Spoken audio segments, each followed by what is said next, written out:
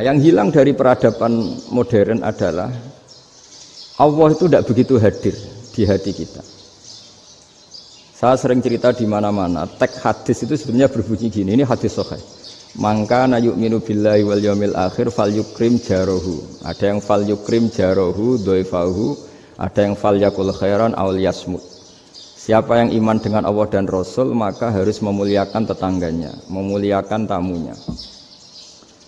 Dulu itu ada seorang ulama dipanggil anak muda, dibully terus sekarang. Wahai kiai, datang ke rumah saya. Datang kiai itu. Setelah sampai ke rumah orang itu, silakan kiai kembali ke rumahnya. Saya tidak butuh kiai. Kiai itu dengan riang kembali. Setelah di rumah dipanggil lagi. Pak Yai, silakan datang ke rumah saya. Datang lagi. Ya senyum-senyum kiainya santai. Wah, nggak jadi butuh Pak Yai. Silakan kembali lagi. Sampai 3 kali. Oh itu kalau rektor digitukan marah itu. Dosen marah. Kiainya santai. Santai, senyum-senyum, rileks. Ketika ditanya, kenapa Pak Yai tidak tersinggung? Jawabannya unik. Anak muda, saya ini senang sekali nuruti perintah Allah, disuruh menghormati tetangga. Sehingga ketika Anda manggil, ya saya datang. Ketika Anda nyuruh pulang, ya saya pulang. Saya senang sekali nyenangkan tonggo. Dan itu perintah Allah, jadi tidak ada hubungannya dengan kamu. Wah, pemudanya nangis minta dimaafin. Kalau kita kan enggak, kita ini dosen, kiai, mungkin kita doktor, mungkin kita profesor. Tapi kita ini sering didikte oleh orang bodoh. Kalau orang bodoh itu jengkel, lo kita ya jengkel. Lo kamu jengkel, dijengkelkan orang bodoh itu namanya terdikte. Itu bodoh apa pinter? Oh itu tidak pinter sama sekali.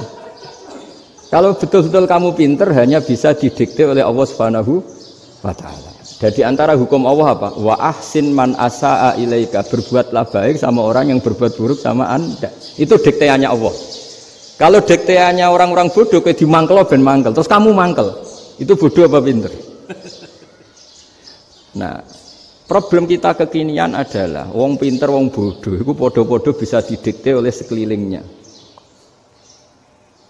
Terus karuan wataknya perempuan seperti itu, wataknya anak-anak seperti itu, kita didikte. Anak-anak jengkelin kita mangkel, berarti kita didikte oleh orang bodoh. Makanya agama itu unik, kadang ngendikan wa ahsin man asa'a ilaika, kadang wasil man qata'aka, sambunglah orang yang memutus kamu. Karena dengan demikian kita hanya didikte oleh Allah Subhanahu wa Ta'ala, bukan didikte oleh hukum sosial. Cara Jawane nak ngapiki tangga sing apik akeh tunggale. Berbuat baik sama yang berbuat baik pada kita itu, mbok orang fasik ya seperti itu, maling ya seperti itu, sama. Tapi kalau berbuat baik sama orang yang berbuat jelek sama kamu itu baru luar biasa. Dan memang teksnya hadis wa ahsin man asa'a ilaika, berbuat baiklah sama orang berbuat buruk sama kamu. Jadi nggak boleh orang didikte. Makanya ngaji di sini diantaranya saya akan cerita dalam sebuah hadis sahih, dalam hadis hasan yang diriwayatkan Imam Tirmizi, ada kalimat dari Rasulullah SAW. Dawe Nabi, la takunu imma'atan taquluna in ahsanan nasu ahsanna wa in zalamu zalamna walakin watti'u anfusakum in ahsanan nasu an tuhsinu wa in asa'u alla tazlimu. Kamu jangan jadi orang yang mudah diombang-ambingkan oleh orang sekeliling kamu, yaitu kamu mengatakan jika orang baik ke saya akan baik, jika orang buruk ke saya juga akan membalas buruk. Itu namanya Anda didikte. Tapi berkomitmenlah kamu akan berbuat baik meskipun orang lain berbuat buruk. Nah sekarang logika sosialnya begini. Kalau di Indonesia itu ada 1000 kiai, ada 1000 profesor yang ingin membenahi Indonesia. Rata-rata orang awam itu semau gue. Terus mereka mendikte kita. Perilakunya enggak simpatik, perilakunya jengkelin. Terus 1000 profesor ini ikut jengkel. Itu kira-kira jadi solusi apa goblok bareng ya? Sama 1000 kiai ini ikut jengkel, ini jadi solusi apa goblok bareng? Goblok bareng. Nah problem sekarang kita ini biasa didikte orang bodoh. Nah makanya ciri khas orang muslim itu kata Nabi mangkana yu'minu billahi wal yaumil akhir. Jadi baik tetangga karena perintahnya Allah dan Rasul. Pentingnya apa? Bedanya karena berbuat baik ini perintahnya Allah, mbok tangga apik lah kita tetap apik karena perintahnya Allah dan Rasul. Begitu juga dengan hubungan dengan istri, dengan anak. Bojomu lagi cerewet lah ya tetap apik.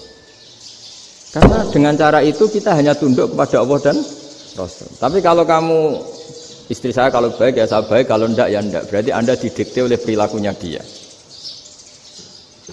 Itu latihan ya kalau dalam bahasa pondok latihan jadi wali itu yang paling berat itu. Nabi itu kalau sama orang munafik itu sabarnya Masya Allah. Padahal Nabi berso kalau orang itu orang munafik. Karena dengan cara seperti itu bahwa kebaikan Nabi pada seseorang itu atas perintahnya Allah dan Rasul, bukan atas nama servis. Kalau Nabi hanya baik kepada Abu Bakar, itu mungkin orang bilang, wis adune wong Abu Bakar baik sama Nabi.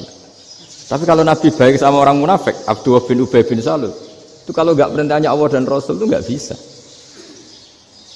Nah ini cobalah berlatih seperti itu sehingga kita tidak mudah didikte. Ya saya ulang lagi nggak mudah apa? Didikte. Maka di antara kebaikan Allah dan Rasul adalah bahkan orang dolim saja diberi jatah rahmat. Makanya tadi seperti mukadimah yang dibaca Pak Haris tadi, agama ini rahmatan lil alamin. Orang yang dolim saja dapat jatah apa? Rahmat, apalagi yang soleh. Nah kemudian yang perlu dicatat, kenapa kita menjadi enjoy dengan Islam? Islam itu adalah agama yang tidak didikte oleh materi. Jadi kalau Anda ingin makan enak, mungkin kalau pikiran kebanyakan orang, anak-anak muda yang milenial, yang gaul, ingin makan enak ya makan yang disukai. Misalnya sate atau bakso Malang atau apa. Kalau orang-orang yang jadi wali gak gitu cara berpikir. Ini yang masih orisinil. Ditanya, ini dunia baru kesulitan makanan, baru resesi. Cara makan enak gimana? Jawabannya lucu. Ya gampang, idamuhu alju. Idam itu lauk. Kalau kamu ingin makan lauknya paling enak apa? Alju. Kamu harus lapar banget. Sampai kalau puasa itu melihat tempe itu wah luar biasa. Tapi kalau kamu nggak puasa, air putih itu nggak menantang. Tapi kalau puasa, tempe air putih itu menarik dan Anda tetap lahap. Apa? Karena lauk terbaik adalah alju, yaitu lapar. Lah tapi kita ini enggak, kita ini kayak orang bodoh. Kayak orang bodoh tadi, profesornya makan nyaman ya kalau sesuai selera. Lah itu kan sama dengan anak-anak ABG. Anak ABG itu makan lahap ya kalau yang disukai. Lalu bedanya apa ABG sama profesor? Kalau cara berpikir masih sama kan itu. Kiainya juga gitu. Kiai makan enak kalau yang disukai, kalau enggak ada. Lalu bedanya apa kiai sama orang awam? Orang awam juga gitu, makan lahap ya kalau yang disukai. Nah, ternyata perilaku kita ini yang pintar sama yang bodoh sama, Mas. Kalau kamu ingin berkasta lebih baik, itu cara makan enak itu apa? Idamuhu al-jur. Lauk terbaik adalah karena kita sangat lapar. Makanya masyhur dalam cerita-cerita tarikh sirah nabawiyah. Nabi diberi hadiah, beberapa hadiah. Di antaranya ada yang diterima, ada yang enggak. Termasuk yang dikembalikan itu dokter. Ada seorang raja memberi hadiah Nabi dokter Tobit. Itu sama Nabi dikembalikan. Karena dokter ini sudah lama kumpul Nabi itu enggak pernah sakit. Akhirnya dokter ini putus asa, ini enggak perlu diobatin. Ketika ditanya, kenapa ya Rasulullah engkau tidak pernah sakit? Karena kita ini kaum, kita ini komunitas masyarakat yang tidak akan makan kecuali lapar. Dan kalau sudah makan, berhenti sebelum kenyang. Jadi sederhana sekali pengobatan zaman itu. Sebagian besar penyakit itu pasti disebabkan kita ceroboh dalam hal makan. Sudah ngerti kalau durian masalah, kalau makan durian enggak kehitung gitu, apalagi kalau gratisan itu tambah banyak gitu.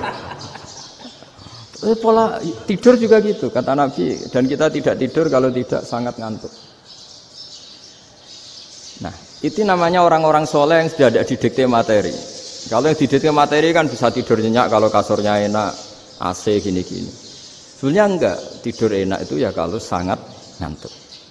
Mbok di gudang, mbok di bis, kalau sangat ngantuk ya semuanya ya enak. Sama, mbok lapar, mbok hanya tempe, tapi kalau sangat lapar itu ya enak. Nah ini ilmu yang mulai hilang, ilmu-ilmu yang mulai hilang.